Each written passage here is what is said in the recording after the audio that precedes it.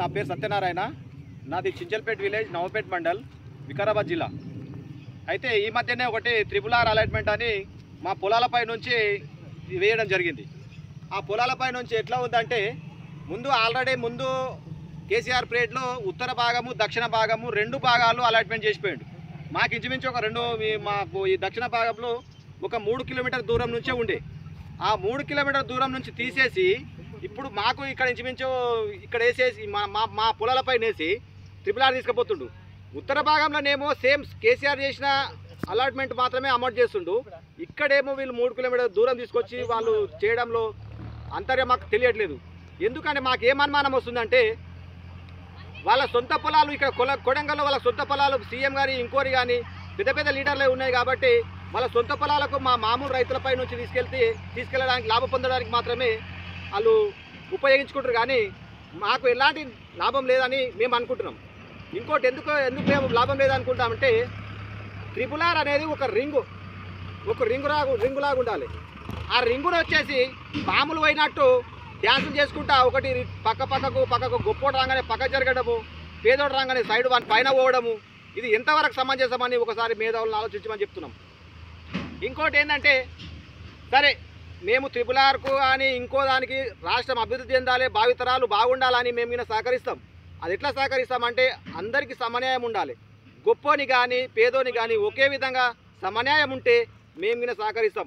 మేము ఎందుకంటే మేము మామూలుగా మేము అంత చదువుకున్నాము, అన్ని జాబ్ రాలే కాబట్టి మేము వ్యవసాయంకు పూనుకున్నాం. అట్లాంటిది కాబట్టి భావి తరాలకు మంచిగా రావాలన్నప్పుడు ఏదో ఒకరు నష్టపోవాల్సి వస్తుంది. ఆ నష్టం జరగాలంటే ఆ సమన్యాయంగా నష్టం జరగాలి. కానీ ఏదో పేదోని తొక్కించుకుంటే గొప్పోడుగానే ఉండి పేదోనికి ఇంకా లోపలికి దొబ్బేటట్టు మీరు ప్రయత్నం చేస్తుంటండి. ఇంకోటి అభివృద్ధికి ఎందుకు మేము వ్యతిరేకం కాదంటే సపోజ్ నా పొలంతో చెప్తాను. నాకు 3 ఎకరాల పొలం ఉందండి. ఆ 3 ఎకరాలలో అభివృద్ధి గురించి అభివృద్ధి అంటే నా పక్కన ఒక రైల్వే ట్రాక్ వెళ్ళింది. ఇది ఇక్కడ హైదరాబాద్ నుంచి సికింద్రాబాద్ మన వికారాబాద్ నుంచి బొంబాయి వెళ్తుంది రోడ్డు. డబల్ లైన్ గురించి నా పొలంలో నుంచి 1 ఎకరా నష్టపోవాల్సి వచ్చింది. అప్పుడు కూడా మేము ఇవ్వమంటే అభివృద్ధికి సహకరించాలి, అభివృద్ధికి సహకరిస్తేనే మన దేశం అభివృద్ధి చెందుతుంది, రాష్ట్రం అభివృద్ధి చెందుతుందని చెప్పారు. అట్లా అన్నప్పుడు మేము నష్టపోయినాం. సరే అభివృద్ధి కావాలి కాబట్టి అభివృద్ధికి ఇచ్చేసినాం. తర్వాత ఇంకోటి మా మండల్కు 3 విలేజ్లు అత్తాపూర్, అక్నాపూర్, చించేర్పేటకు 3 విలేజ్లకు కనెక్టివిటీ లేదు. మాకు పోవడానికి దారి లేదు కాబట్టి ఒకటి మూసీ నది పక్కన మూసీ నది ఉంది. ఆ మూసీ నది పైన బ్రిడ్జి లేదు.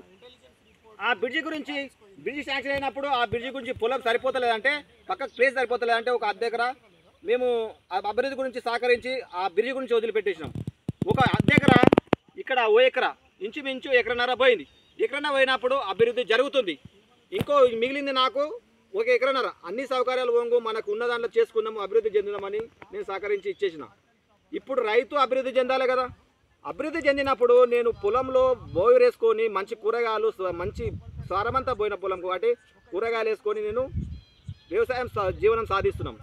అట్లాంటప్పుడు మీరు ఒక అనుభవం వేసినట్టు మీరు తీసుకొచ్చి దాని మీద వేసేస్తే అభివృద్ధి ఎవరి గురించి?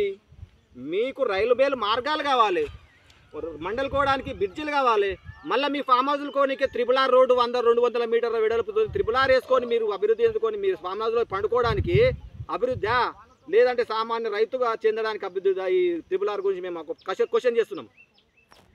అభివృద్ధి అంటే అందరికీ అభివృద్ధి ఫలాలు అందాలి. ఒక్కరికి మీ ఫామ్ హౌస్లో పండుకోవడానికి అభివృద్ధి కాదు. సామాన్యుడు ఇందిరమ్మ రాజ్యం అన్నారు, ఇందిరమ్మ రాజ్యం తెస్తా అని ఒక మన రేవంత్ సార్ స్లోగన్ తీసుకొని ఇందిరమ్మ రాజ్యం స్థాపన గురించి అందరు రైతులు సహకరించారు. ప్రతి విలేజ్లో చూడండి, ఒకసారి ఆలోచించండి. హైదరాబాద్ చుట్టుపక్కల చదువుకున్నాడు ఎవడు రైతు ఒక ఎంప్లాయీకి కాంగ్రెస్కి ఓటేయలేరు. అక్కడ అంతా TRS గెలిచింది. ఇక్కడ విలేజ్ల వల్ల మొత్తం రైతుకు న్యాయం చేస్తాడు, రైతుకు అది చేస్తా ఇది చేస్తా అని ఓట్లు తీసుకొని సీఎం అయ్యాడు. ఈ విలేజ్ లెవెల్లోనే మొత్తం అంత కాంగ్రెస్ పార్టీ గెలిచింది. కాంగ్రెస్ పార్టీ గెలిచినాక ఏం జరుగుతుంది? రైతు ఎక్కడైతే నీకు సపోర్ట్ చేసిండో ఆ రైతును అన్యాయం చేసి రైతును తొక్కడమే నేను ఒక లక్ష్యంగా పెట్టుకొని చేస్తున్నావు కాబట్టి. అంతేగాని మాకు ఎట్లాంటిది నీ గురించి ఇందిరమ్మ రాజ్యం అంటే ఇందిరమ్మ అప్పుడు పేదవాళ్లకు 3 ఎకరాల భూమి ఇచ్చి అందులో బోర్ వేసి డెవలప్ చేసి ఒక పేదవాడిని బాగుపరచాలని ట్రై చేసింది. కానీ ఇప్పుడు ఉన్న భూమి లాక్కొని పేదవాడిని ఇంకా పేదవాడిని చేసి అధపాతాళానికి తొక్కేయడం అంతే తప్ప నీ లక్ష్యము ఇందిరమ్మ లక్ష్యం కాదు. ప్రతి రైతును తొక్కేసి పెద్ద పెద్ద భూస్వాములకు పెద్ద పెద్ద నాయకులకు మేలు చేయడానికి మాత్రమే అని అనిపిస్తుంది మీకు త్రిపుల్ ఆర్ వేయడం వల్ల.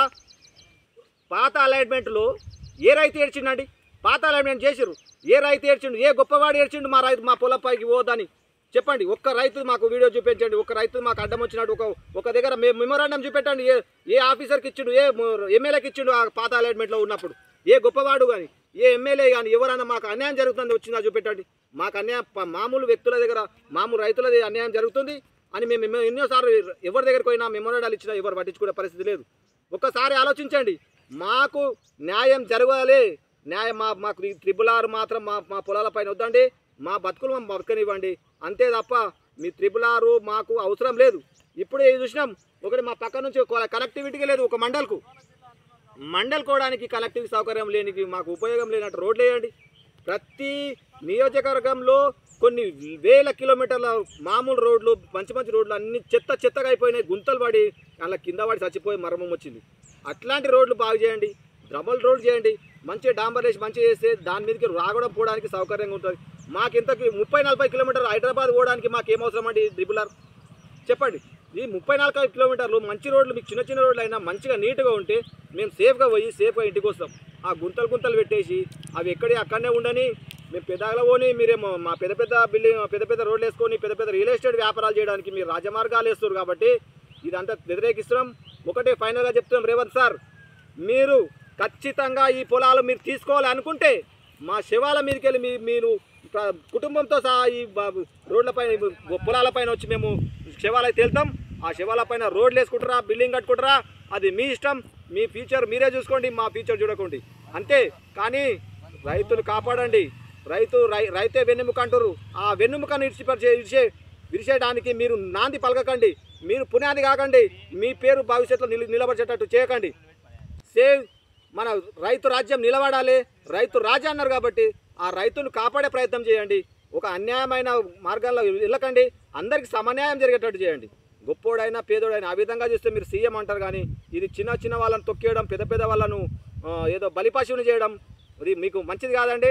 ఒకటే చెప్తున్నాం ఫైనల్ సార్, మీరు వేస్తారా వేరా ఇప్పటి వరకు మాకు నెల రోజుల నుంచి టెన్షన్ ఉంది.